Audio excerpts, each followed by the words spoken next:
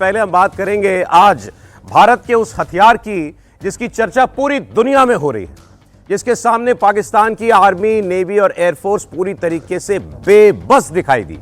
ब्रह्मोस। ब्रह्मोस मतलब भारत का ब्रह्मास्त्र, और इस ब्रह्मास्त्र ने पाकिस्तान में ऐसी तबाही मचाई है जिसे ना तो पाकिस्तान की सेनाएं कभी भूलेंगी और ना पाकिस्तान के जनरल कभी भूलेंगे। लेकिन पाकिस्तान पर ब्रह्मोस का खतरा तो अभी और बढ़ने जा रहा है।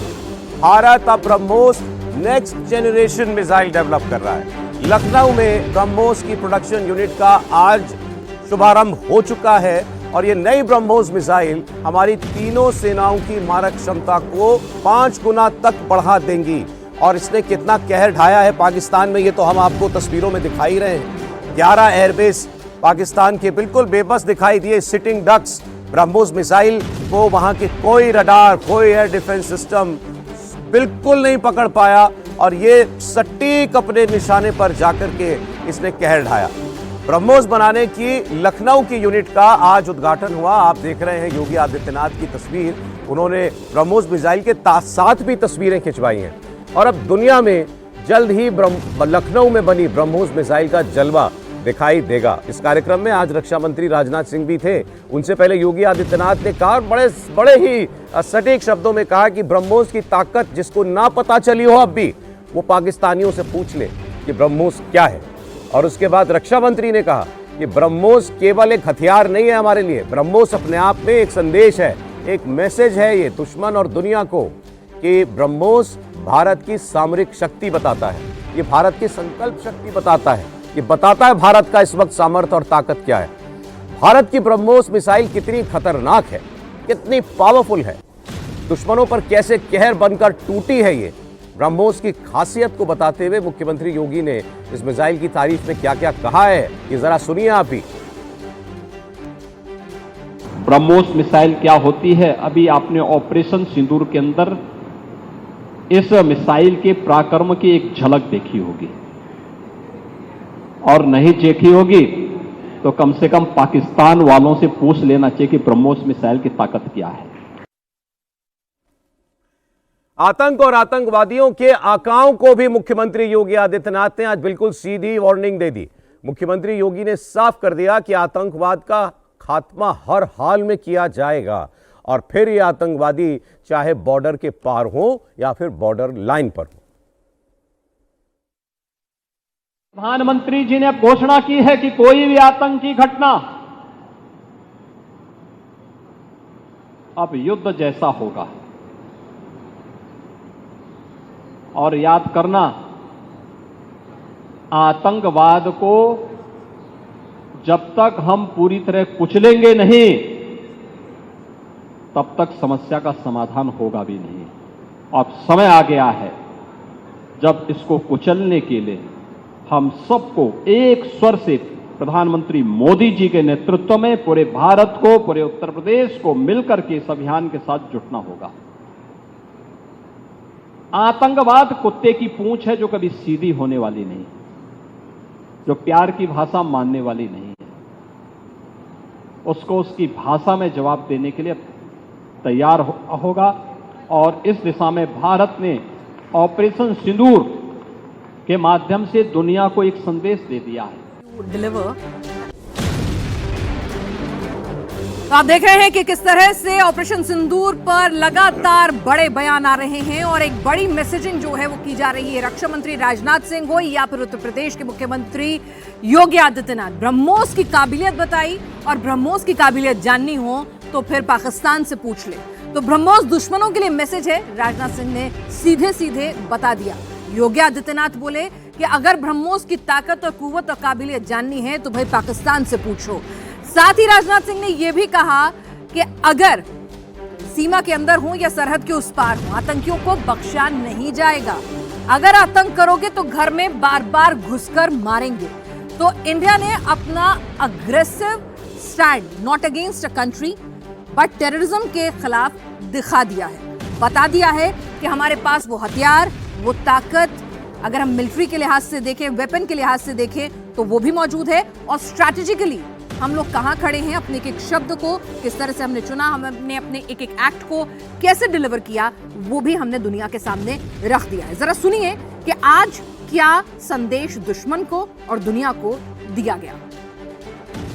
जिन भारत विरोधी और आतंकी संगठनों ने भारत माता के मस्तक पर हमला करके कई परिवारों के सिंदूर मिटाए थे, उन्हें भारतीय सेना ने ऑपरेशन सिंदूर के माध्यम से इंसाफ दिलाने का काम किया है। और इसके लिए आज सारा देश भारतीय सेनाओं का अभिनंदन कर रहा है।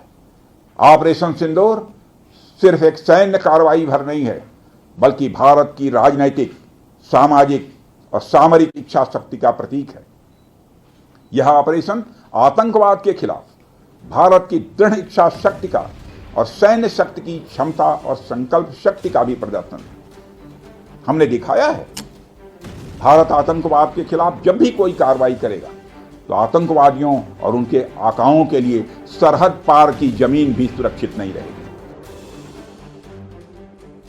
लखनऊ में ब्रह्मोस की यूनिट का उद्घाटन करने के बाद रक्षा मंत्री राजनाथ सिंह ने एक वीडियो भी पोस्ट किया, इसको आपको देखना चाहिए, जिसमें उन्होंने लिखा है ब्रह्मोस अपने आप में एक मैसेज है। और वाकई में ब्रह्मोस अपने आप में एक मैसेज है। युद्ध की परिस्थितियों में पहली बार ब्रह्मोस को इस्तेमाल किया गया है, यह भी आपको जानना चाहिए। ब्रह्मोस की कैपेबिलिटी, इसकी क्षमता और कितनी घातक है ये दुनिया जानती थी। इसके बारे में नेटो के लोग क्या बोलते हैं आपको जानना चाहिए। इसको कहते थे वो लोग विडो मेकर, मतलब ब्रह्मोस अगर चली है तो फिर किसी की जान जाएगी। ये ये नेटो का मानना था ब्रह्मोस मिसाइल के मामले में, क्योंकि ये भारत और रूस ने मिलकर के इसको विकसित किया है। और इसका नाम भी बड़ा दिलचस्प है सौरभ, ब्रह्मपुत्र से ब्रह्म और मॉस्को से मोस, और इसीलिए क्योंकि भारत और रूस के साथ है तो ब्रह्मोस इसका नाम जो है, अभी हमारे एक एक्सपर्ट थे वो हमें बता रहे थे कि इसीलिए ब्रह्मोस इसका नाम जो है वो रखा गया है। और जल थल नभ यानी तीनों तरह से ये हमला करने के लिए इसके अंदर कैपेबिलिटीज है। और हमें हमारे मेहमान ही बताते थे, हम लोग तो बहुत कई दिनों से बात कर रहे हैं, तो 7 तारीख से पहले भी जब भारत ने हमला किया उससे पहले भी चर्चा होती थी, तो इसकी खासियत में ये बताया जाता था कि इसको रोक पाना ये नामुमकिन है लगभग। आज अभी ऐसा कोई रडार सिस्टम या रक्षा प्रणाली विकसित नहीं हुई है किसी भी देश की जो इसको रोक पाए, और ये इसने एक बार फिर जो है वो साबित भी करके दिखाया है। देखिए, तो sea to sea, air to air, surface to surface, ये अभी यही इसका जो प्रमोशनल वीडियो जो यहाँ पर उन्होंने दिया है वो उसमें यही बता रहे हैं कि कितनी काबिलियत है। तो एक तरफ हमारी इंडिजिनियस ब्रह्मोस है मेजर जनरल अस्थाना साहब, और दूसरी तरफ चाइना के जो तमाम वेपन हैं उनकी पोल खुलती हुई नजर आ रही है। आप देखिए कि उनके सिस्टम, उनकी मिसाइलें जो हैं वो फुस हो रही हैं, वो फट नहीं रही हैं, चाहे पर फतेह हो, फिर चाहे हम अब्दाली की बात कर लें। और यहाँ पर हमारी ब्रह्मोस ने क्या सटीक हमला किया कि गूंज रावलपिंडी के आर्मी हेडक्वार्टर तक सुनाई दी। बिल्कुल, देखिए ब्रह्मोस की जो कैपेबिलिटी है ये एक यूनिक कैपेबिलिटी है, क्योंकि इस मिसाइल में सबसे पहले ये क्रूज़ मिसाइल है, और क्रूज़ मिसाइल जो होती है वो ज़मीन के तकरीबन बहुत नीचे चलती है, 5 से 10 मीटर 15 मीटर तक ये जा सकती है, और किसी भी रडार को एक सफिशिएंट डिस्टेंस चाहिए होता है उसको पकड़ने के लिए, वो सफिशिएंट डिस्टेंस ये नहीं देती है। तो ये क्रूज़ मिसाइल है पहली बात।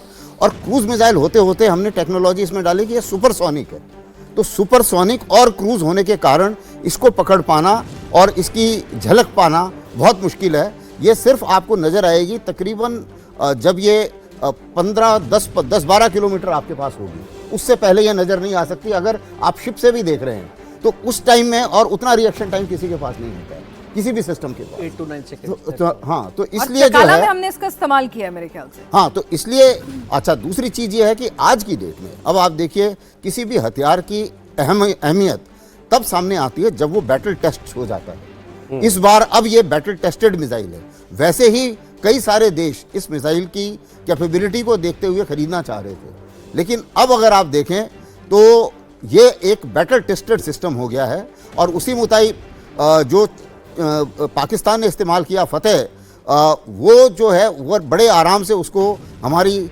S-400 बर्बाद कर पाई। तो अब हालांकि S-400 का हम लोगों ने डिक्लेयर नहीं किया है कि हमने इस्तेमाल किया या नहीं किया, लेकिन फैक्ट है कि जो फतेह उन्होंने फायर की थी वो हवा में ही बर्बाद हो गई। तो इसका मतलब हमारे सिस्टम्स ऐसे हैं जो पाकिस्तान की और चीन की मिली भगत से जो भी बेस्ट मिसाइल प्रोडक्शन वो कर सकते हैं, उसको आराम से उसको गिरा सकते हैं, जबकि हमारी ब्रह्मोस मिसाइल कोई भी नहीं गिरा पाया। इसको सर एक बार जरा और एक बार आप बता दें डिटेल में, क्यों पाकिस्तान को भनक भी नहीं लगी, हवा भी नहीं लगी कि ब्रह्मोस आ रही है उसके ठिकानों पर? देखिए, दोबारा से समझाता हूं कि क्रूज मिसाइल है। एक तो क्रूज मिसाइल का मतलब होता है कि ये जमीन से बहुत सट के चलती है। अच्छा। नॉर्मली रडार को एक मिसाइल को का सिग्नेचर लेने के लिए एक सफिशिएंट डिस्टेंस चाहिए होता है, जो कि तकरीबन 30, 40, 50, जो भी बैलिस्टिक मिसाइल है वो हवा में जाती हैं और फिर अंदर घुसती हैं जब टारगेट के नज़दीक जाती हैं, तो उससे एक रडार को उसका सिग्नेचर पकड़ने में आसानी होती है। ये एक क्रूज मिसाइल है। लेकिन जो विश्व में जितनी क्रूज मिसाइल्स हैं उनकी एक लिमिटेशन ये है कि वो बहुत धीरे चलती हैं।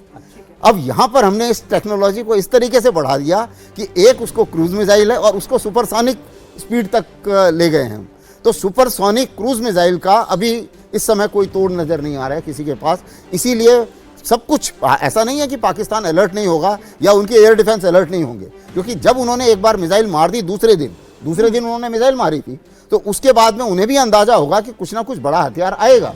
तो उस समय में उनका एयर डिफेंस अलर्ट होते हुए भी इसको पकड़ नहीं पाया, और जो इसने भयानक क्षति की है अलग अलग एयरफील्ड्स में, और तो वो जो है वो एकदम उससे पाकिस्तान का पूरा नक्शा बिगड़ गया। क्योंकि जैसे ही रावलपिंडी के पास जब इतना बड़ा आघात हुआ और उसी के पास उनकी न्यूक्लियर इंस्टॉलेशंस हैं, तो उसके बाद आपने देखा होगा पूरा विश्व हरकत में आ गया, क्योंकि टर्निंग पॉइंट, अगर हम कहें कि that was the turning point and the culmination point also in some manner or the other. Sir, इसके साथ अभी तक तो हम लगातार ही बता रहे हैं कि आज हमारे डिफेंस मिनिस्टर ने भी और योगी आदित्यनाथ ने भी कह दिया कि भाई हमारे पास क्या ताकत है, हमारे पास कैसे हथियार हैं, आतंक को ना सरहद के इस पार ना सरहद के उस पार छोड़ेंगे। और ये पूरी दुनिया देख ले कि हिंदुस्तान आतंक करने वाले, आतंक फैलाने वाले, उसको सपोर्ट करने वालों के साथ क्या करता है, और आगे भी यही करता रहेगा। ये हमारी बदली हुई नीति है। लेकिन अब सवाल ये है कि कल 12 तारीख को 12 बजे जो डीजीएमओ लेवल की बातचीत होगी, वो अब इस म्यूचुअल अंडरस्टैंडिंग को कहां ले जाएगी, ये अपने आप में सबकी निगाहें उस पर टिकी हुई हैं, उस पर भी चर्चा करेंगे। सौरभ जी हाँ, बिल्कुल। देखिए, भारत और पाकिस्तान के बीच इस वक्त सीज फायर है, लेकिन इस ऐलान से पहले भारत ने इस ब्रह्मोस मिसाइल के जरिए पाकिस्तान में भारी तबाही मचाई है। लोगों के मन में ये बड़ा सवाल था ना, ये बताओ कि कितना मारा पाकिस्तान को, तो वो हम आपको दिखा रहे हैं तस्वीरों में। ब्रह्मोस ने उनके एयरबेस का क्या हाल किया। पाकिस्तानी एयरबेसिस के तबाह होने के वीडियो सामने आ गए। ब्रह्मोस मिसाइल ने नूर खान एयरबेस, पीओके में मौजूद स्कार्दू एयरबेस, रफीकी एयरबेस, मुरीद, सुकूर एयरबेस, सियालकोट में उनका जो ठिकाना था एयरबेस का, चुनियान एयरबेस, शाहबाज एयरबेस, सरगोदा बहुत उनका क्रूशल एयरबेस जो है, पसरूर, भोलारी एयरबेस, यहां तक जाकर के हमने इनको मारा है। और ये बिल्कुल जो नजदीक थे बॉर्डर के या वो पीछे थे, एक डिस्टेंस पे थे, हर जगह जहां हमने टारगेट किया, एयरफोर्स ने जो लक्ष्य चुना वहां जाकर उनको मारा है। 11 एयरबेसेस, बड़ी बात होती है, बहुत मेहमान आपको और बताएंगे। 11 एयरबेसेस जो हैं एक दिन और रात में, ये आपने उनको जो है जाकर के घर में घुस करके उनको मारा है। और वो तो कभी पाकिस्तान वाले जो हैं, अदरवाइज सेना तो कभी नहीं मानेगी, उनके लोगों ने वीडियो बना करके दिखा दिए।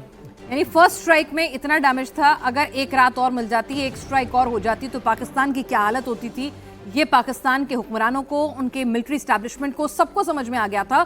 और इसीलिए उनके डीजीएमओ ने कल दोपहर 3:35 पर अपने काउंटर पार्ट को फोन किया और कहा हम बातचीत चाहते हैं, हम इसको यहीं न्यूट्रलाइज करके रोकना चाहते हैं। एक चीज समझना चाहता हूं मैं ग्रुप कैप्टन साहब से, नेवी के अफसर हैं, कि माफ कीजिएगा एयरफोर्स के सर, जो हमने जो 6-7 की रात हमला किया था आतंकवादी ठिकानों पर, उस रात नहीं ब्रह्मोस की बात हुई थी, कि मुझे नहीं मालूम उस किया गया कि नहीं किया उपयोग, लेकिन भारत की ने नहीं अनाउंस किया था, ये हमने कल अनाउंस किया है। ये ब्रह्मोस एयरबेस पर हमने मारा है। पहले वाले हमले में क्यों नहीं, कल क्यों, ब्रह्मोस क्यों? देखिए क्या होता है कि जब एयर वॉरफेयर चालू होती है और मिसाइलों का इस्तेमाल होता है तो ग्रेडेड रिस्पॉन्स होता है। जाहिर बात है कि जो वेपन सिस्टम बहुत ज़्यादा सुपीरियर है वो उतना ज़्यादा महंगा है और संख्या उतनी कम होती है। जो छोटी मिसाइलें होती हैं वो रिलेटिवली उनका कॉस्ट कम होता है, तो जो इन्वेंट्री होती है कमांडिंग ऑफिसर के पास, इन्वेंट्री लार्ज होती है। तो क्या होता है, कोई भी कमांडिंग ऑफिसर जब डिसीजन लेता है तो पहले देखता है कि टारगेट कैसा है, उसकी हार्डनिंग यानी उस पर हमला करूंगा तो सर्वाइव कितना करेगा, कितना डैमेज होगा। इसके बाद वो असेसमेंट करता है कि इस पर मैं जो हमला करूंगा वो वेपन सिस्टम में दो क्वालिटी होनी चाहिए। एक तो उसकी कीमत, देखिए कीमत की बात नहीं हो रही है, लेकिन देखिए मैं अगर कमांडिंग ऑफिसर हूं, एक करोड़ के मिसाइल से जो काम हो जाए उसके लिए मैं 10 करोड़ वाली मिसाइल लॉन्च नहीं करूंगा। और जाहिर बात है एक कमांडिंग ऑफिसर के पास जो इन्वेंट्री होती है वेपन्स की, 1 करोड़ की मिसाइल उसके पास होंगी 100, जबकि 10 करोड़ की मिसाइल, समझिए ब्रह्मोस से एक ब्रह्मोस की कीमत पड़ जाएगी करीबन 100 करोड़ रुपए, तो वो उसके पास कम होती हैं। महज 24, महज 12 सीक्रेट चीजें मैं बताना नहीं चाहता, लेकिन इसीलिए कमांडिंग ऑफिसर पहले उन वेपन सिस्टम को यूज करता है अटैक के लिए जो कि रिलेटिवली कम कॉस्ट होती है, इसलिए भारत सरकार यानी भारत की जनता उसको ज्यादा देती है। एक 1 करोड़ का मिसाइल सिस्टम जो है जब आप इस्तेमाल करते हैं, अगर सेम वर्क कर लेता है, इंपैक्ट ऑन ग्राउंड अचीव कर लेता है, तो कमांडिंग ऑफिसर डिसाइड करता है कि उसके लिए वो 100 करोड़ की मिसाइल लॉन्च नहीं करेगा। चलिए, तो और एक ग्रेजुअली आप ग्रेडेड रिस्पांस भी देते हैं कि जो बड़ी मिसाइल होगी जाहिर सी बात है वो ज्यादा डिस्ट्रॉय करेगी, और जब बड़ा मैसेज देना होता है, जब आवाज आपको सुनवानी है लाहौर तक, रावलपिंडी तक, इस्लामाबाद तक, तो फिर आपने ब्रह्मोस का इस्तेमाल किया और वो आवाज सुनाई भी दी, क्योंकि उसमें सिर्फ और सिर्फ आपके टारगेट को डिस्ट्रॉय नहीं करना था, बल्कि स्ट्रैटेजिकली एक मैसेज भी देना था, कन्वे भी करना था कि इतना प्रिसाइज हमला अगर यहां हम डेलिबरेटली कर सकते हैं तो फिर स्ट्रैटेजिक मैसेज को समझिए कि आगे और क्या कुछ हो सकता है। अब आपको पाकिस्तान के पंजाब प्रांत में मौजूद एक और एयरबेस की तस्वीरें दिखाते हैं। रहीम यार खान एयरबेस में जिस तरह से भारी तबाही हुई है, आप देखिए कि किस तरह से गड्ढा वहां पर क्रिएट हो गया है। यहां भारत के मिसाइल हमले से एयरबेस की इमारत भी तबाह हुई, कई फीट गहरा गड्ढा यहां पर बना है, माफ कीजिएगा। और अब हम इतना सटीक नहीं बता सकते कि भाई कितनी या हर एयरबेस के लिए ब्रह्मोस इस्तेमाल हुई हो, ऐसा भी नहीं हो सकता। तो अलग अलग मिसाइल, अलग अलग वेपन सिस्टम जो हैं उनकी कैपेसिटी को देखते हुए, इंफ्रास्ट्रक्चर को देखते हुए और टारगेट रेंज को देखते हुए फायर आउट किए गए होंगे। मेजर जनरल राजन कोचर जी भी हमारे साथ हैं। सर, स्वागत है आपका। वैसे तो हम 4 दिन से ही इनको हमने बता रखा है कि भाई तुम्हारी हर हरकत का जवाब आएगा, भरपूर आएगा, खास तौर पर लेकिन पहला प्रहार जो था ऑपरेशन सिंदूर का जो हुआ 6-7 की रात, और दूसरा कल जो ये हुआ है एयर बेसिस के ऊपर, ये दो लेकिन मुख्य जो है दिखाई दे रहे हैं कि भारत ने अपनी शक्ति का प्रदर्शन किया पूरी दुनिया के सामने। पाकिस्तान को हमने क्या अकल दी है, मतलब इस 4 दिन के बाद क्या समझाया पाकिस्तान को? देखिए, जो अगर हम इसकी डैमेज असेसमेंट और पनिशमेंट का इसको देखें कि हमने पाकिस्तान को क्या हमने पनिशमेंट दी है, जो ये पहलगाम का जो इन लोगों ने हमारे साथ किया, तो आप स्ट्रेटजिकली और टैक्टिकली मैं 2 जगह में ये जो इसको डिवाइड करूँगा।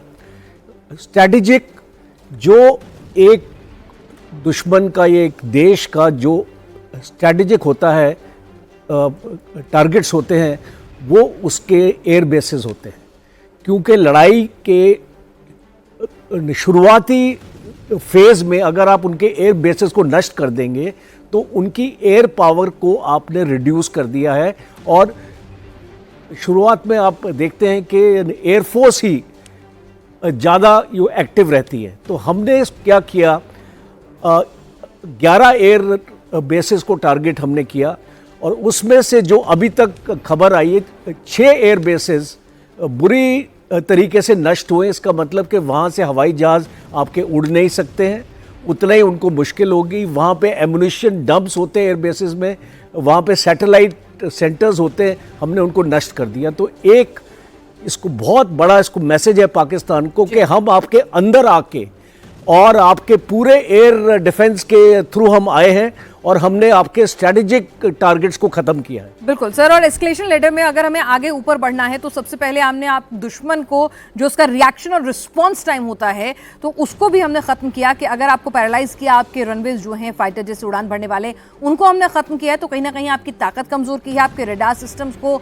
एयर डिफेंस सिस्टम्स को अगर हमने अटैक किया है तो आपकी आंखें जो है वो खत्म की हैं। हमने अपना अटैक और एग्रेसिव बनाया है। तो अगर अगली बार हम आते तो कितनी बड़ी तबाही मचाते, ये पाकिस्तान को बखूबी समझ में आ गया था। और इसीलिए ये बातचीत, म्यूचुअल अंडरस्टैंडिंग की पहल उसने करी। एक तरह से घुटनों पर पाकिस्तान यहां पर आया।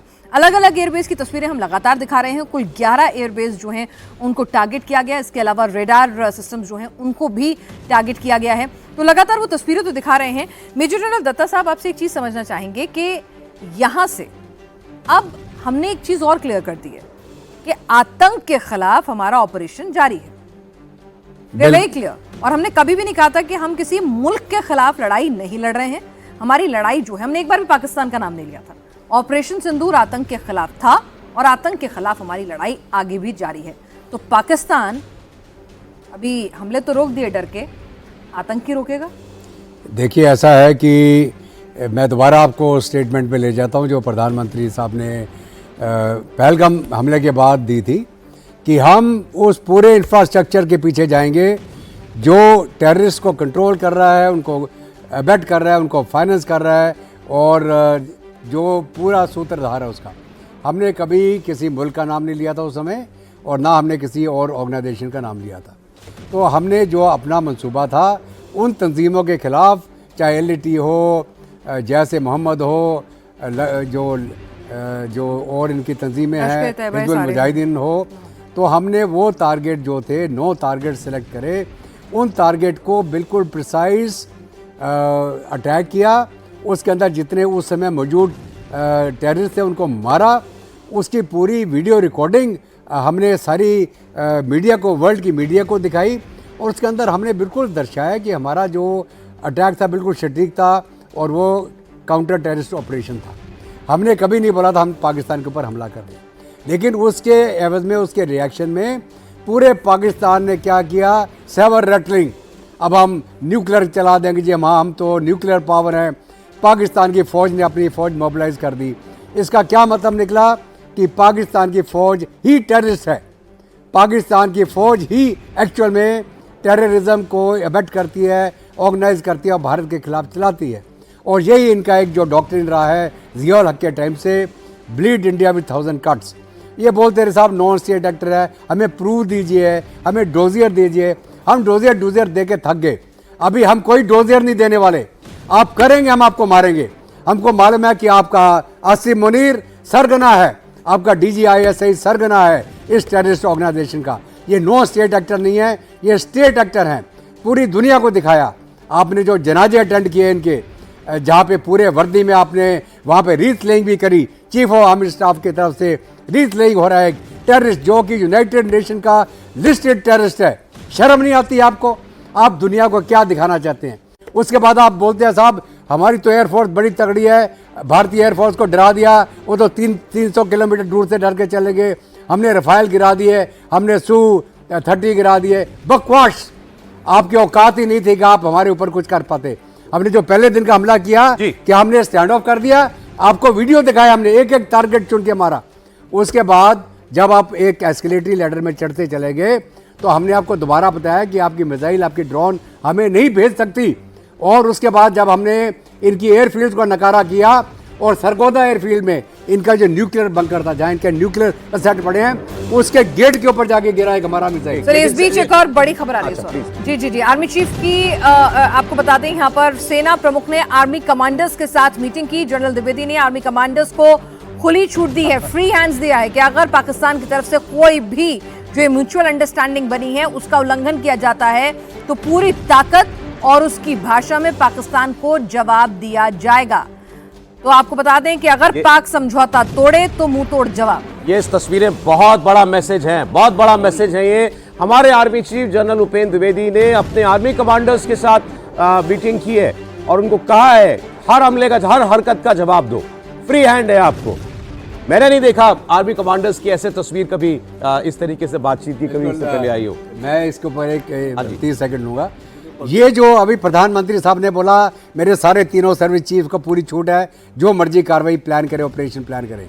अभी जब ये उसके DGMO ने सीज फायर मांगा तो हमारे आर्मी के चीफ ने बोल दिया अगर वो अभी उल्लंघन करता है तो सारे आर्मी कमांडर वो फ्री हैंड है उनको। और जो आर्मी कमांडर का क्या मतलब है, down the chain, down to the last battalion on the line of control. मैं खुद एक डिवीजन कमांड कर चुका हूँ लाइन ऑफ कंट्रोल पे। एज अ जीओसी मैंने खुली छूट दे रखी थी अपने हर एक बटालियन कमांडर को, और मेरा क्या था, every man in my division has got a right to self defence, open fire in self defence, don't ask me. आप मेरा मतलब समझ रहे हैं, वो ऑर्डर है ये, आप पूछने की जरूरत नहीं है, बिल्कुल वही काम करता, मारिए उसको, वही हिमाकत करे तो तुरंत मारो, तुरंत मारिए आप उसको। ये जानकारी जो अभी दी हमने, आर्मी चीफ ने सबको खुली छूट दिया, आर्मी कमांडर्स को, तस्वीरें भी उसकी जो है आई हैं, ये कितना इंपॉर्टेंट है, मतलब क्रूशियल वो है, बहुत इंपॉर्टेंट है। क्योंकि नॉर्मली जैसे जनरल जत्ता ने बताया, मैंने भी वहीं पर कमांड किया है लाइन ऑफ कंट्रोल में, और कारगिल वॉर में भी मैं कमांडिंग ऑफिसर था, तो उस समय भी ऐसा नहीं है, पूरी छूट थी। अभी भी नॉर्मल हालत में भी हमारे जवानों को खुली छूट है। पुराने ज़माने की वो बातें बहुत सदियों पहले चली गई कि जी पीछे देखना पड़ेगा, पूछना पड़ेगा अगर एलसी से फायर आता है। अभी ऐसा कुछ नहीं है, सबको पूरी छूट है। लेकिन ये जो मैसेजिंग है ये बहुत ज़बरदस्त है। ये जब उन्होंने बोला है और सबको बताया है, तो इसका मतलब ये है कि एनफ इज़ एनफ। और अभी जो है, जो हमने अभी एक पॉलिटिकल स्टेटमेंट आई थी इससे पहले कि अब भी कोई आतंकी हमला होगा तो उसे युद्ध समझा जाएगा जी, अब इसको आप ग्राउंड लेवल पर जब अब लेके जाते हैं मिलिट्री लेवल पर, तो ये उसी को इको कर रहा है कि अब जो कुछ भी होगा वो एक एक्ट ऑफ वॉर है और आपको पूरी छूट है, रेस्पॉन्ड एज वॉर। ठीक है कोचो सर, ठीक है, पहले भी फ्री हैंड था, अभी भी फ्री हैंड है, लेकिन जब आप इस तरह की तस्वीरें जारी करते हैं, जब आपके रक्षा मंत्री का यह बयान आता है कि सरहद के इस पार, सरहद के उस पार आतंकियों को नहीं बख्शेंगे, पूरी दुनिया देख ले कि आतंक करने वाले, आतंक को स्पॉन्सर करने वालों के साथ हिंदुस्तान क्या करता है, तो जब इस तरह की स्टेटमेंट्स आती हैं पॉलिटिकल लेवल पे भी, और इस तरह से ये तस्वीरें जो आ रही हैं, कल 12 बजे फिर से बातचीत होनी है, तो उससे पहले इस तरह की मैसेजिंग, और इससे पहले जब विदेश सचिव आए थे, जब सीजफायर का और जब ये म्यूचुअल अंडरस्टैंडिंग का उल्लंघन हुआ था, तब भी उन्होंने कहा कि मामले की गंभीरता को समझे पाकिस्तान। तो इस तरह की जो स्टेप बाय स्टेप मैसेजिंग हो रही है, कल उसका क्या असर होगा? दिस पिक्चर देखिए, इसका बहुत ही इम्पोर्टेंट एक मैसेज ये है कल की कॉन्फ्रेंस के लिए जो मैं बता रहा हूँ, क्योंकि सीज फायर 3:35 पे कल जो बातचीत हुई थी डीजीएमओ में, तो उसमें फैसला हुआ था कि there will be no military action after 1700 hours. इसका मतलब था कि कोई भी कार्रवाई नहीं होनी थी शाम के 5 बजे के बाद। उसके बावजूद पाकिस्तान ने उस पर कार्रवाई करी।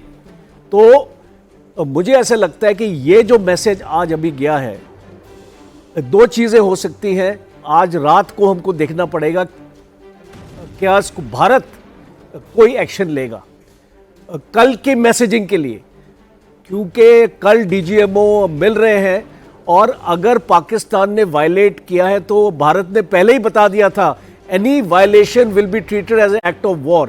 तो क्या आज रात को भारत कोई हमला करता है, एक इस पे क्वेश्चन मार्क है।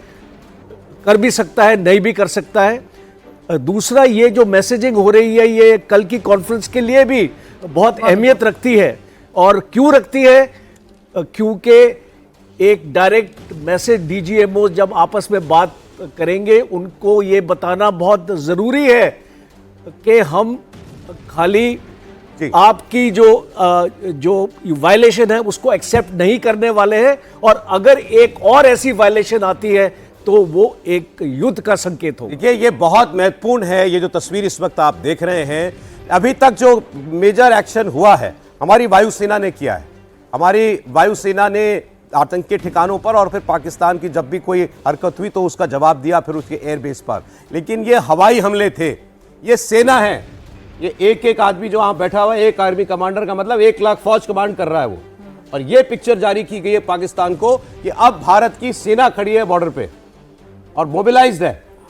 तो अब मतलब पाकिस्तान अगर अब कुछ करता है तो वो जिसे कहते हैं he will face the full brunt, fury, पूरी फ्यूरी भारत की सेना की।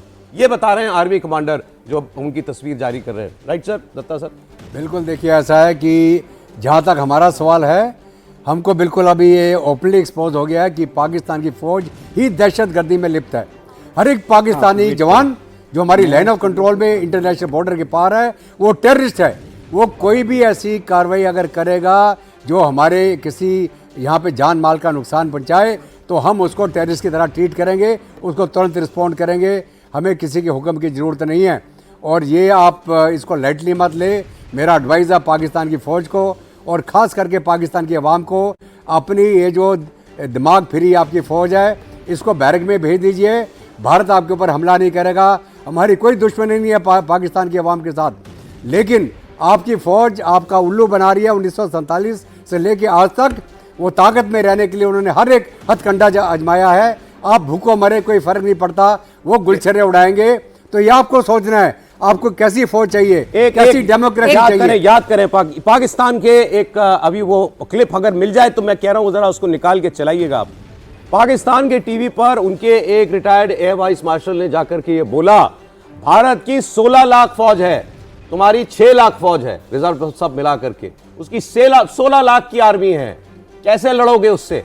हमें बहुत जरूरत है कि सीज फायर हो जाए। ये परसों एक जगह उन्होंने अपने पाकिस्तान के लोगों को कहा था। ये वो मैसेज दे रहा है अब भारत कि अब आपको जो होगा वो हल्का फुल्का नहीं होगा। रसाना साहब, हाँ बिल्कुल। ये देखिए, सबसे बड़ी जो पाकिस्तान की को डर है, जो कि आपने स्टेटमेंट बताई, उसमें यह है कि अगर ग्राउंड एक्शन शुरू हो जाता है और जो न्यूमेरिकल स्ट्रेंथ है भारत की, वो न्यूमेरिकल स्ट्रेंथ बैटलफील्ड में आ जाती है जी, तो कोई मेल नहीं है, तो पाकिस्तान के पास में कोई चांस नहीं है। तो ये जो सिचुएशन है और ये जो अभी आपने आर्मी कमांडर्स की फोटो दिखाई है, इसको इसी चीज़ से अगर आप रिलेट करें कि अगर जैसे उन्होंने खुली छीट दी है, इसका मतलब खुली छीट उन एलिमेंट्स के लिए भी है जिन्हें दूसरी साइड जाना है। अगर ऐसा मैसेज पाकिस्तान को समझना चाहिए। इस वक्त भारत की सेना आर्मी जो है वो इस वक्त किस मोड में होगी फिलहाल? पूरी तरह मोबिलाइज, रेडी मोड? देखिए, ये थोड़ा सा टेक्निकल क्वेश्चन, इस क्वेश्चन को मैं थोड़ा सा उसको ज़्यादा ना समझाना नहीं चाहूंगा, इस पर टिप्पणी नहीं करना चाहूंगा। आप इसको मिस कर दीजिए सवाल, कोई बात नहीं। ये स्टेट ऑफ मोबिलाइजेशन के बारे में हम बात नहीं, लेकिन रेडी फॉर एनीथिंग। फौज हमेशा हर सिचुएशन के लिए तैयार होती है और इस किस्म की स्ट्रेटजीज हैं कि शॉर्ट नोटिस पर भी हम क्या करना चाहते हैं और जो हम करना चाहते हैं कर सकते हैं। बिल्कुल। तो हमने अपनी ताकत तो लगातार दिखाई है और बार बार दिखाई है और दुश्मन को इसीलिए बैकफुट पर लाकर हमने छोड़ा है और यही वजह है कि अब लगातार हम प्रेशर और एक परसेप्शन बिल्डिंग का काम भी सौरभ कर रहे हैं। पूरी तरह वो बहुत जरूरी है क्योंकि पाकिस्तान बार बार विक्टिम कार्ड प्ले करता है, वेस्ट में अपना एक नैरेटिव बनाने की कोशिश करता है, झूठा सच्चा जो भी, और अपने वेस्टेड इंटरेस्ट की तरफ से उस नैरेटिव को भी आगे प्रोजेक्ट किया जाता है बड़े मुल्कों द्वारा। लेकिन इस बार हिंदुस्तान ने साफ कर दिया कि भाई ऐसा है कि हमें ज्ञान तो चाहिए नहीं, आप पार्टनर बन सकते हैं तो बहुत अच्छी बात है, नहीं बन सकते तो हम अपनी लड़ाई खुद लड़ेंगे। और आज भी जिस तरह से ऑपरेशन सिंदूर अभी ओवर नहीं हुआ है, जिस तरह से लगातार कहा जा रहा है, तो ये अपने आप में बड़ा स्टेटमेंट है। जो बड़ा देश होता है, ताकतवर देश होता है और गंभीर होता है, वो कम बोलता है, मैसेज बड़े शॉर्ट में कन्वे करता है, पिक्चर्स के जरिए कन्वे करता है। वो इस वक्त होता हुआ दिखाई दे रहा है कि अब इनफ इज इनफ पाकिस्तान के लिए। अब यही एक तस्वीर जो है ये बहुत बड़ा संदेश है, इसी से समझ जाओ। देखिए क्या होता है, युद्ध के समय दो टेक्निक इस्तेमाल की जाती है। एक तो ज़रूरत के हिसाब से दुश्मन पर और ज़्यादा फोर्स का इस्तेमाल होता है जब तक कि वो लड़खड़ाने ना लगे। दूसरी टेक्निक ये होती है कि आप दुश्मन पर पंच करते हैं, प्रहार करते हैं, फिर उसको थोड़ा मौका देते हैं कि वो एक सफ़ेद झंडा हिलाए। फिर अगर सफ़ेद झंडा नहीं हिलाता, रिकन्सिलेटरी मोड में यानी नरम होने की कोई हरकत नहीं दिखाता है, तो फिर उस पर और बड़ा प्रहार किया जाता है ताकि उसके बाद थोड़ा सा टाइम दिया जाए दुश्मन नेशन को, ताकि वो उसके जवाब में वाइट झंडा हिलाए। ये वाइट झंडा जो हिलाना होता है, इसका मतलब मैं कह रहा हूँ कि दुश्मन की जो सरकार है, क्या वो रिकन्सिलिएशन मूड में है, बातचीत करने के मूड में है? कल जो डीजीएमओ से डीजीएमओ के लेवल पर बात हो रही है, मैं दर्शकों को बताना चाहता हूं कि उस मीटिंग का मकसद ऐसा बहुत ही सौहार्दपूर्ण मीटिंग होती है दोनों डीजीएमओ के बीच में। वो प्लेजेंट्रीज का आदान प्रदान करते हैं और उस मीटिंग का मकसद ये नहीं है कि आप दुश्मन को और ज़्यादा खफा कर दें और ज़्यादा भड़का दें उसको चैलेंज करके। इस मीटिंग का मेन मकसद है कॉन्फिडेंस बिल्डिंग मेजर, यानी दोनों देशों के बीच में अगर कोई शक और शुबा है, कोई संदेह का वातावरण है, तो उस दोनों डीजीएमओ मिलकर उस शक, शुबा और संदेह को कम करने की कोशिश करते हैं। डीजीएमओ टू डीजीएमओ मीटिंग है, वो प्रोसेस ऑफ डी एस्केलेशन है, टेंशन को कम करने का तरीका सर, टेंशन हम कम करना चाहते हैं, लेकिन साथ ही ये भी दुनिया को हम बहुत क्लियर कट शब्दों में बता रहे हैं कि ये नया भारत है। आतंक के खिलाफ हमने अपनी पॉलिसी बिल्कुल क्लियर कट दुनिया के सामने रख दी है। आज जब राजनाथ सिंह ने भी बोला कि सरहद के इस पार या सरहद के उस पार आतंकियों को छोड़ेंगे नहीं। और इस वक्त की एक और बड़ी खबर आपको बता दें, विदेश मंत्रालय के सूत्रों के हवाले से अहम खबर आ रही है इस वक्त इस पूरे ऑपरेशन को लेकर। ऑपरेशन सिंदूर से 3 अहम संदेश यहां पर दिए गए हैं पूरी दुनिया के लिए। ऑपरेशन पाकिस्तान के आतंकी अड्डे मिट्टी में मिलाए गए हैं, बाकायदा नाम और वीडियो जो हैं वो जारी किए गए, बताया गया दुनिया को। तो जो टारगेट था वो अचीव हुआ। आतंकी कमर तोड़ने के लिए सिंधु समझौता सस्पेंड किया गया और वो ऐसा ही रहेगा। साफ संदेश दिया गया कि आतंक से लड़ने के लिए सरहद के इस पार और उस पार यानी पाकिस्तान में घुसकर भी मारेंगे। तो ये अहम खबर है और ये पूरी दुनिया को समझना है कि अब भारत का आतंक के खिलाफ यही स्टैंड है। अमेरिका के लिए आतंक का अपना स्टैंड हो सकता है, तो हिंदुस्तान के भी अपने वही, जिसे कहते हैं ना कि हमारी भी वही गाइडलाइंस होंगी और हमारा भी वही रुख होगा। हमें भी अपने आप को बचाने का, अपनी सॉवरेनिटी को प्रोटेक्ट करने का, अपने लोगों को प्रोटेक्ट करने का वैसा ही हक है। ना झुकेंगे और जहां भी और जिस हद तक भी जाना होगा वहां तक जाएंगे। तो ऑपरेशन सिंदूर से साफ संकेत मिल चुका है दुश्मन को कि घर में घुस के मारेंगे। भारत ने अगर कोई हिमाकत की तो उसका जवाब ऐसे ही मिलेगा। और ये संदेश जो है पाकिस्तान और पूरी दुनिया के लिए है कि ये भारत का अब घोषित स्टैंड है। भारत अब कोई हमला, कोई आतंकवाद सहन नहीं करेगा। स्पष्ट संदेश है, अगर कोई हरकत हुई तो ऐसा ही जवाब मिलेगा जैसा ऑपरेशन सिंदूर में दिया गया। और बातचीत सिर्फ डीजीएमओ लेवल पर होगी। बहुत अहम बात है ये कहना कि प्रधानमंत्री ने कहा रिस्पांस जोरदार होगा, और ये कहना कि यहां मिल के बात करेंगे, हम पाकिस्तान से बात करेंगे, हम किसी से बात नहीं करेंगे, हम केवल आर्मी टू आर्मी, डीजीएमओ से डीजीएमओ की बात होगी और कोई बात भारत नहीं करेगा। ये विश्व में तमाम तरीके के जो इस वक्त गलत संदेश दिए जा रहे हैं उसे बिल्कुल साफ कर रहा है भारत। भारत पाकिस्तान से कोई बातचीत नहीं करेगा, कोई दूसरा मुल्क हमारे मामलों में मध्यस्थता नहीं करेगा। हम जो तय करते हैं हम वही करेंगे। हमारा फैसला ये है, 2, हमारे ऊपर अगर कोई आतंकवादी प्रहार होगा फिर वो जहां से भी हो उसको वहीं हम जाकर खत्म करेंगे, वो चाहे पाकिस्तान में हो या भारत के अंदर। दूसरा, भारत किसी के साथ बात नहीं करने वाला। पाकिस्तान के साथ हम कोई बातचीत नहीं कर रहे हैं। हमारे डिप्लोमेटिक रिश्ते लगभग खत्म हैं। हमने उसके साथ व्यापार बंद कर दिया है। हमने उसके साथ पोस्टल रिलेशन तक बंद कर दिए हैं। ये सोचिए आप, चिट्ठी पत्री भी नहीं, कुछ नहीं पाकिस्तान के साथ। यहाँ पर बिल्कुल सौरभ बिल्कुल क्लियर है, आर्थिक चोट भी हमने पहुंचाई है और साथ ही साथ मनोवैज्ञानिक दबाव जो है वो भी हमने बिल्कुल एज, जो इसे कहते हैं साइकोलॉजिकल वॉरफेयर में, ऑप्टिक्स में हमने एक बड़ी एज जो ली है। और हिंदुस्तान की सेना ने जिस तरह से पाकिस्तान में घुसकर रावलपिंडी, इस्लामाबाद, लाहौर, कोई भी ऐसी जगह आपने नहीं छोड़ी है जहां पर आपने घुसकर वार नहीं किया है आतंक के ठिकानों पर, तो बता दिया है कि हमारी ताकत और कुव्वत कहां तक है और आप कहां खड़े हुए हैं, आपके हथियार कहां और कितना दमखम रखते हैं, ये भी बता दिया। जनरल अस्थाना, इस बात पर क्या कहेंगे आप?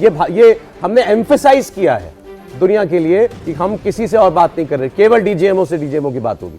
बिल्कुल, अभी इस बात को एम्फेसाइज करना बहुत ज़रूरी है कि सिर्फ 2 देशों के बीच में बात होगी और ये दो पक्षी में ही होगी बात, क्योंकि जो कुछ भी हुआ उसके बाद में कुछ अमेरिका से ऐसे ट्वीट आए हैं जिसमें उन्होंने इस बात को कश्मीर इशू के साथ जोड़ दिया, जो कि हमें रास नहीं आ रहा है। और जाहिर है कि उसके ऊपर विदेश मंत्रालय ने कुछ ना कुछ उनको जवाब भी दिया होगा। तो अगर कोई इस दूसरा देश इस चीज़ को इस तरीके से ले जाना चाहता है कि ये एक और इशू भी है या उसको भटकाना चाहता है, क्योंकि ये सारा जो हमने ऑपरेशन किया था, ऑपरेशन सिंदूर, ये टेररिस्ट के खिलाफ किया था। इसमें कश्मीर का कोई लेना देना नहीं है। भारत की तरफ से कश्मीर का कोई इशू ही नहीं है, सिवाय इसके कि पीओके का कश्मीर वापस भारत में मिलना है। इसके अलावा कोई और इशू नहीं है और ना ही उसमें किसी के मध्यस्थता की ज़रूरत है। इसलिए हम लोग बार बार एम्फेसाइज कर रहे हैं कि ये बात 2 डीजीएमओ के बीच में होगी और जो कुछ भी पाकिस्तान करेगा उसको हम एक्ट ऑफ वॉर मानेंगे अगर उसने कुछ ऐसी हिमाकत दोबारा करी, और उसका मुंह तोड़ जवाब उसी मुताबिक दिया जाएगा। और यही संदेश दोनों सभी सेनाएं सर, दे ये रही संदेश, हैं। ये- एयरफोर्स ने भी बोला था कि ऑपरेशन सिंदूर खत्म नहीं हुआ। ठीक है, ऑपरेशन सिंदूर आज जो उनका ट्वीट आया था उसमें भी ये था कि ऑपरेशन स्टिल गोइंग ऑन। हालांकि ठीक है, अभी आतंक के खिलाफ ऑपरेशन सिंदूर कभी किसी मुल्क के खिलाफ तो था ही नहीं, आतंक के खिलाफ था और वो लड़ाई जारी है, जारी रहेगी जब तक पूरी तरह से खात्मा नहीं हो जाता है। लेकिन सर, ये संदेश जो है भारत का बदला हुआ जो पूरा का पूरा रुख है कि देखिए, आपसे हमें किसी से इंटरवेंशन नहीं चाहिए, हम अपनी लड़ाई खुद लड़ सकते हैं, आप हमें प्रीच मत कीजिए। और जिस तरह से अमेरिका ने क्लेम करने की कोशिश की, क्रेडिट लेने की कोशिश की, शहबाज शरीफ तो उनको धन्यवाद करते हुए लगातार कभी ट्वीट में कभी बयान में थक नहीं रहे हैं। हमने कहा नहीं जी, किसी ने इंटरफेयर नहीं किया है, हमारा अपना मामला था, डीजीएमओ ने फोन किया, हम भी नहीं चाहते थे युद्ध, तो हमने एक म्यूचुअल अंडरस्टैंडिंग बनाई। यानी हमने दुनिया को भी संदेश साफ कर दिया है यहाँ पर दत्ता साहब के we are capable, self sufficient and we won't let anybody interfere in our sovereign matter. बिल्कुल, देखिए ऐसा है कि भारत वो पुराना वाला भारत नहीं है जहाँ पे आपके ऊपर दबाव डाल के सिंधु जल ट्रीटी कर दे कि आप पानी भी दीजिए और उनको पैसा भी दीजिए और वो कनाल बनाएं, और जब 65 की जंग हो तो उसी छोगेल कनाल के ऊपर हमारी फौज आके रुक जाए, हमारे पैसे से बनी हुई कनाल के ऊपर। तो ये वो समय निकल चुका है। भारत ने बड़ा क्लियर किया है, J&K हमारा इंटीग्रल पार्ट है, POK को हमको वापस लेना है, किसी दुनिया की पावर इसके अंदर इंटरफेयर नहीं करेगी। पाकिस्तान चाहता तो द्विपक्षीय बात कर ले, शिमला समझौते भी हमने यही बोला था। अगर पाकिस्तान चाहता है कि ये टटपुंजिया काम करके वो दुनिया का अटेंशन J&K की तरफ ले आएगा कि हम न्यूक्लियर पावर देश हैं जी, न्यूक्लियर जंग हो जाएगी यहाँ, आपने ट्राई करके देख लिया ना, आपका कोई भी न्यूक्लियर सेट हमारी लाइन ऑफ कंट्रोल या इंटरनेशनल बॉर्डर को क्रॉस नहीं कर पाता, उसके बाद आपका वजूद ख़त्म हो जाता। आपको मालूम है क्या, आप क्या न्यूक्लियर की बात कर रहे हैं? आप अपनी औकात में रहिए, आप अच्छे नेबर की तरह रहना चाहती हैं, आप रहिए। मैं एक चीज़ और बताना चाहता हूँ, यहाँ चीन ने खुलेआम बोला कि मैं पाकिस्तान के साथ खड़ा हूँ। चीन ने यह जाहिर कर दिया कि हमारा मित्र देश नहीं है, वो भी हमारा दुश्मन है। तो भारत को सोचना पड़ेगा कि चीन का क्या करना है। क्या हमने चीन के साथ में ट्रेड करनी है? क्या हमने चीन के साथ में गुल्ली डंडा खेलना है? We have to wake up now, we have to stand on our own feet. हमारी अपनी ताकत, अपनी क्षमता दुनिया के अंदर, और ये जो दुनिया है ये सिर्फ ताकत को समझती है, उस देश को समझती है जो स्वाभिमानी है अपने। सर, ये बड़े अहम जो हैं, इस वक्त बहुत इंपॉर्टेंट जो खबरें इस वक्त आ रही हैं, ये विदेश मंत्रालय के जरिए जो है ये हमको सोर्सेस से पता चल रहा है कि भारत सरकार का संदेश ये है पाकिस्तान और विश्व के लिए, साफ साफ बातचीत सिर्फ डीजीएमओ के लेवल पर। प्रधानमंत्री का निर्देश है, उधर से गोली आएगी तो गोला चलेगा। 9 मई की रात, परसों रात को प्रधानमंत्री मोदी और JD वैंस अमेरिका की उपराष्ट्रपति के बीच में बात हुई है। ये भी हमें अब जो है विदेश मंत्रालय के सोर्सेस से पता चल रहा है, और क्लियर कट भारत सरकार कह रही है, ये दुनिया को बता रही है, भारतवासियों को बता रही है। 3-4 मैसेज बिल्कुल क्लियर हैं। आतंकी हरकत करोगे तो हम घर में घुसकर मारेंगे, जैसे पाकिस्तान को घर में घुसकर मारा है। आतंकी अड्डे हमने तबाह किए हैं, पाकिस्तान में जो थे उनको मिट्टी में मिलाया है। आतंक की कमर तोड़ने के लिए सिंधु जल समझौता हमने सस्पेंड कर दिया, और वो सस्पेंडेड रहेगा जब तक आतंकी कार्रवाइयां पाकिस्तान जो है वो करता रहेगा। और ये बहुत महत्वपूर्ण जो प्रधानमंत्री के हवाले से भी कहा गया कि गोली आए तो गोला चलाओ। बिल्कुल, और विजय लक्ष्मी भी हमारे साथ इस वक्त जुड़ चुके हैं विदेश मंत्रालय की तरफ से। क्या कुछ आपके सूत्र क्या अपडेट दे रहे हैं?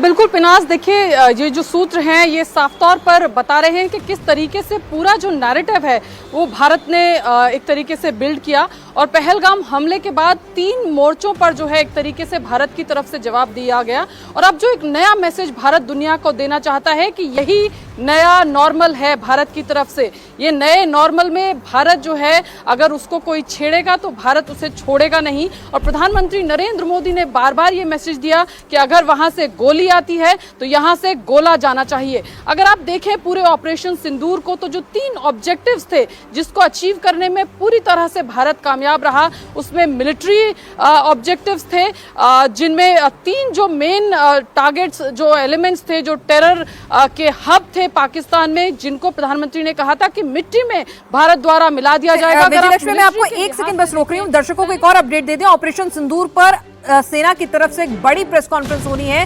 6:30 बजे ये प्रेस कॉन्फ्रेंस होनी है। लगातार सुबह से इसका इंतजार हम कर रहे थे। 6:30 बजे अब ये प्रेस कॉन्फ्रेंस का वक्त आ गया है। ऑपरेशन सिंदूर पर कैसे और कितना बड़ा नुकसान पहुंचाया, किस तरह से भावलपुर से लेकर हमने जो तमाम आतंकी अड्डे थे उन्हें मिट्टी में मिलाया, एक एक जानकारी दी जाएगी। जी विजयलक्ष्मी, आप बता रही थी कि अब दुनिया को बता दिया है कि this is the new normal, और इस नए नॉर्मल को, भारत के स्टैंड को, भारत के इस प्रिंसिपल को दुनिया को एक्सेप्ट करना होगा, समझना होगा। बहुत बड़ी खबर, सेना की प्रेस कॉन्फ्रेंस होगी ऑपरेशन सिंदूर पर। पाकिस्तान के ऊपर जो भी कार्रवाई हुई है उसकी जानकारी शाम 6:30 बजे भारत की सेना देगी। बताएं विजयलक्ष्मी। देखिए सौरभ, जो सूत्र बता रहे हैं कि 3 ऑब्जेक्टिव्स थे जो भारत अचीव करना चाहता था, और वो तीनों ऑब्जेक्टिव्स भारत ने बेहद सफलतापूर्वक जो है वो हासिल किए हैं इस ऑपरेशन सिंदूर से। पहला ऑब्जेक्टिव जो था वो राजनीतिक जो ऑब्जेक्टिव था, उसके अलावा दूसरा ऑब्जेक्टिव था वो सैनिक ऑब्जेक्टिव था, और तीसरा ऑब्जेक्टिव था वो साइकोलॉजिकल यानी मनोवैज्ञानिक ऑब्जेक्टिव था। राजनीतिक ऑब्जेक्टिव में जो प्रधानमंत्री ने साफ तौर पर कहा मिट्टी में मिला देंगे, टेररिज्म पर भारत का जो रवैया है वो 0 टॉलरेंस का होगा। मिट्टी में जिस तरह से प्रधानमंत्री ने कहा कि मिला दिया जाएगा, वो काम भारत ने बखूबी किया।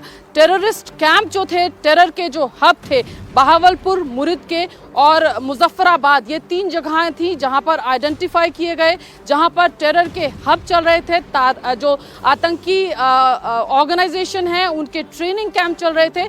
इन तीनों को प्रिसाइसली आइडेंटिफाई किया गया भारतीय सेना द्वारा, और प्रिसाइसली अटैक वहां पर किया गया, और उसमें पूरी कोशिश की गई कि किसी तरह की सिविलियन जो क्षति है वो ना हो। ये राजनीतिक अचीवमेंट एक तरीके से था, या ये राजनीतिक ऑब्जेक्टिव था जिसको भारत सरकार अचीव करना चाहती थी। इसके अलावा कूटनीतिक दृष्टि से या आर्थिक दृष्टि से भी जो ऑब्जेक्टिव था वो था कि आर्थिक कॉस्ट एक तरीके से पाकिस्तान पर लगाई जाए, यानी जो आतंकवाद वो फैलाता है उसको कीमत चुकानी पड़े आर्थिक दृष्टि से, जिसके लिए भारत ने इंडस वाटर ट्रीटी को अबेयंस में डाला।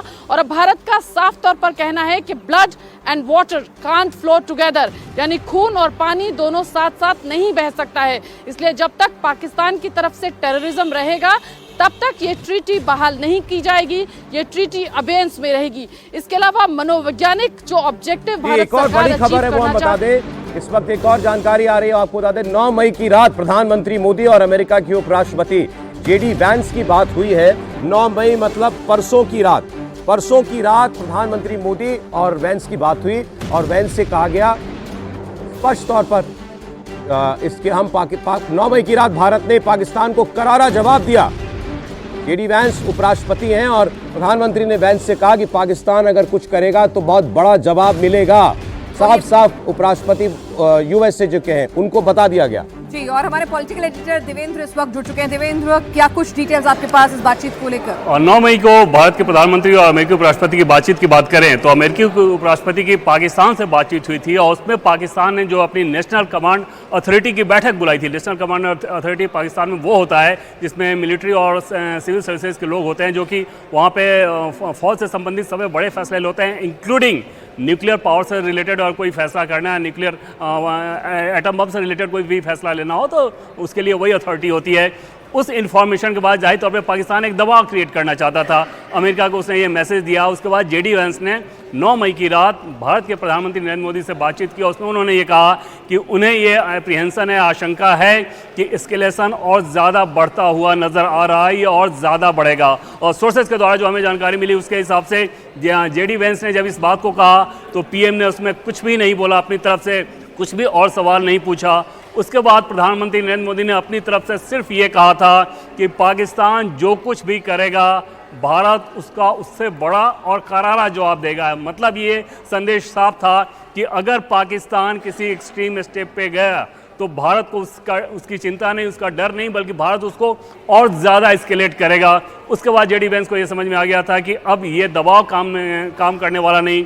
फिर अगली सुबह उन्होंने जब वो उस बात को उन्होंने डिक्लेयर भी किया था कि पाकिस्तान के आर्मी चीफ मुनीर से बात की, और पाकिस्तान के आर्मी चीफ से बात करने के बाद भारत के विदेश मंत्री से बातचीत हुई, और उसमें उन्होंने ये कहा था कि पाकिस्तान फायरिंग रोकने को तैयार है, क्या आप लोग तैयार हैं रोकने को?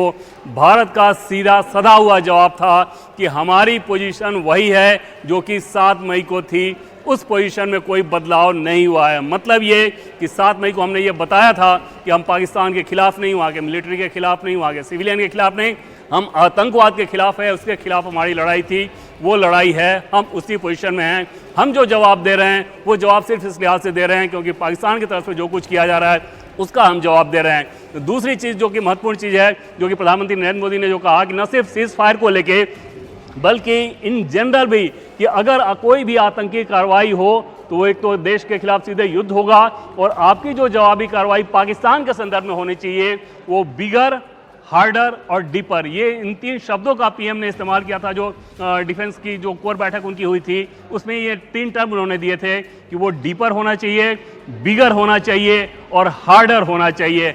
सीधा समझा जा सकता है कि भारत अपने लेवल पर पूरी तरह से निश्चिंत है कि उसको इस लड़ाई को कैसे लड़नी है।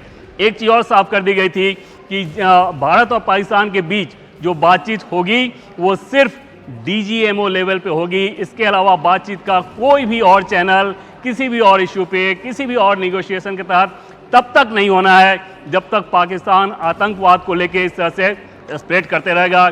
इंडस वाटर ट्रीटी को जो होल्ड पे रखा गया है उसकी पोजीशनिंग वैसे ही रहेगी जब तक पाकिस्तान आतंकवाद का प्रायोजन कर रहा है। तो भारत ने अपनी भूमिका बिल्कुल साफ कर दी। एक चीज़ और क्लियर किया गया है, अमेरिका को भी ये बताया गया है कि आईएमएफ ने जिस प्रकार का कर्जा दिया है पाकिस्तान को, भारत उससे बिल्कुल भी खुश नहीं है।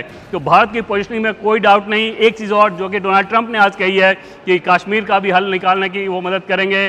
भारत ने साफ कहा है कि कश्मीर के मसले पे जो भी बातचीत होनी है वो सिर्फ इस लिहाज से कि पीओके जो है वो भारत के पास कब आएगा। भारत की ये जो पोजीशनिंग है इसमें किसी भी और शक्ति के, किसी भी और बातचीत की कोई गुंजाइश नहीं। वो भारत और पाकिस्तान के बीच का मसला इस लिहाज से है कि पाकिस्तान हमारा कश्मीर का जो हिस्सा उसके पास है वो लौटा दे, इसके अलावा और कोई बातचीत नहीं होनी है। तो ये बहुत बड़ी जानकारी दे रहे हैं देवेंद्र पराशर। कश्मीर पर भारत का स्टैंड बिल्कुल साफ है। बात सिर्फ पीओके पर होगी कि पीओके भारत की सीमाओं में कैसे शामिल होगा और कुछ नहीं। कश्मीर पर हमें किसी की मध्यस्थता नहीं चाहिए, ना किसी और मुद्दे पर बात करनी है। हमारा ये संकल्प है भारत का, ये और भारत की पार्लियामेंट का ये संकल्प है कि ये पीओके हमें वापस लेना है। पीओके भारत का हिस्सा है और यही केवल बात होगी और कोई बात नहीं होगी। और तीसरे देश का इस मामले में कुछ कहने का या बात करने का कोई मतलब ही नहीं बनता। भारत इसके लिए बिल्कुल तैयार नहीं है। कश्मीर पर बिल्कुल रुख साफ है, पीओके भारत में आए, बस इसके सिवा और कोई बात नहीं। तो बिल्कुल बहुत ही क्लियर कट और टफ मैसेज जो है वो दुनिया को दिया जेडी वांस ने जब प्रधानमंत्री को फोन किया, बात किया कि भाई पाकिस्तान धमकी दे रहा है, जिस तरह से पाकिस्तान कुछ बड़ा और नापाक करने की कोशिश कर रहा है। तो प्रधानमंत्री ने किसी भी तरह से उन्होंने ये नहीं कहा, उन्होंने कहा कि जो वो करेगा उससे बड़ा हम करेंगे। और जिस तरह से अभी देवेंद्र बता रहे थे कि बिगर, हार्डर एंड डीपर, ये 3 शब्द जो हैं उन्होंने सेना के अधिकारियों को बोले कि पाकिस्तान जो भी करे उससे बड़ा जवाब देना है, उससे कड़ा जवाब देना है और इतना अंदर तक, डीपर यानी कि इतना अंदर तक घर में घुसकर ऐसे मारना है कि वो आगे तक याद रखे, गोली चलाए तो गोले से जवाब देना है। तो ये अग्रेसिव अप्रोच बिल्कुल क्रिस्टल क्लियर भारत ने अपनी कर दी। दुनिया के पटल पर देवेंद्र इंटरनेशनली भी मैसेज दे दिया कि ये हमारा नया स्टैंड है और आपको ये एक्सेप्ट करना होगा। This is new normal. ये जो जानकारी अभी दे रहे हैं देवेंद्र, एक्चुअली ये जो भारत में बहुत लोग पूछ रहे थे ये कैसे हुआ, ये कैसे हुआ कि गोलाबारी रोकने के लिए सहमति बनी, भारत इसके लिए राजी हुआ। ये तो ये पूरा ये क्रोनोलॉजी जो है ये हम आपको इंडिया टीवी आपको बता रहा है, बड़ा महत्वपूर्ण है। भारत से मार खाने के बाद पाकिस्तान ने दुनिया को न्यूक्लियर ब्लैकमेल करने की कोशिश की। उसने अपनी न्यूक्लियर कमांड अथॉरिटी की मीटिंग बुलाई। ये कुछ नहीं था, केवल एक हवाबाजी, केवल एक दबाव बनाने की दुनिया पर कोशिश की। देखो हम अपनी न्यूक्लियर कमांड की बैठक बुला रहे हैं, वो हर बार करता है। इससे अमेरिका के कान खड़े हुए और अमेरिका ने पहले पाकिस्तान से बात की कि तुम लोग क्या कर रहे हो ये। और आपको मैं ये बता दूं कि पहले ये खबर आई थी कि उसने ये बैठक बुलाई है, फिर बाद में पाकिस्तान ने मना किया कि नहीं हमने ऐसी बैठक नहीं बुलाई। ये उस पर अमेरिका का प्रेशर आया, अमेरिका ने उसको बोला कि तुम डीएस्केलेट करो, गोलीबारी बंद करो। फिर ये भारत से पूछा गया। प्रधानमंत्री की 9 तारीख को उपराष्ट्रपति वांस से बात हुई, उन्होंने कहा भारत से कि वो तैयार है सीज फायर करने के लिए, क्या आप भी राजी होंगे। इस पर भारत का रुख केवल इतना था, हम केवल जो उधर से कार्रवाई हो रही है उसका जवाब दे रहे हैं। बाकी हमें जो करना था, जो हमारा लक्ष्य था, वो हम 7 तारीख को कर चुके।